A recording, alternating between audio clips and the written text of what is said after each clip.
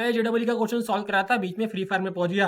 अब free fire में पहुंच गया, वहां पे भी क्वेश्चन मिला, ठीक है, और बढ़िया क्वेश्चन मिला वहां पे। क्वेश्चन देखो क्या बोल रहा है वहां पे कि मैं पहुंच गया हूँ कालाहारी मैप पे, ठीक है। कोई सॉल्व करने की भी जरूरत नहीं है, लेकिन थोड़ा एक्सप्लेनेशन देना जरूरी है, ठीक है। तो वो बोल रहे हैं कि आप रेगिस्तान में पहुंच गए। रेगिस्तान एक कालाहारी नाम का एक मैप है, ठीक है। Deep inside the Kalahari refinery thermodynamics का क्वेश्चन है, ठीक है। ये मैसिव स्टील प्रेशर चेंबर जो आपने थंबनेल में देखा उसकी बात करिए, ठीक है। Stores a large quantity of ideal gas, उसके अंदर थी आइडियल गैस। तो जो बड़ा सा चेंबर दिखा था ना आपको, वहां पे पीला आदमी खड़ा था, ठीक है, ऐसा, जिसके अंदर लार्ज क्वांटिटी में आइडियल गैस भरी हुई है। ड्यूरिंग एन इमरजेंसी सिचुएशन, ये जो येलो वाला आदमी है, मैं ये शब्द नहीं रख सकता, ठीक है, यहाँ पे yellow bundle accidentally activates the chamber rapid compression mechanism. इसका मतलब क्या है, ये जो लिखा हुआ है कि ये जो चेंबर है, इसने जो मैकेनिज्म ऑन किया है उसकी वजह से इसका वॉल्यूम कम होगा। कंप्रेशन मतलब वही है ना, अब कम होगा। अब ये इतना सा बचेगा, हाफ वॉल्यूम होगा, ठीक है। पहले वॉल्यूम वी था, V/2 होगा, ठीक है, क्वेश्चन में दिया हुआ है।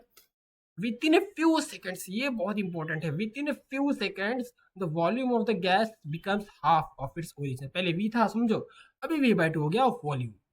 चेंबर इज परफेक्टली इंसुलेटेड, ना कोई बाहर आएगा ना कोई अंदर जाएगा, हो गया।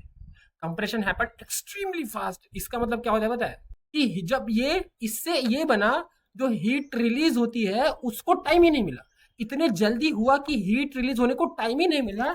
इसका मतलब ये है कि change in heat equals to zero. इसका तो ये है एडियाबैटिक प्रोसेस, ये होता है, ठीक है। तो ये एडियाबैटिक प्रोसेस जहाँ पे चेंज इन हीट जीरो होता है। No heat exchange occurs within the surroundings, delta के इक्वल टू जीरो।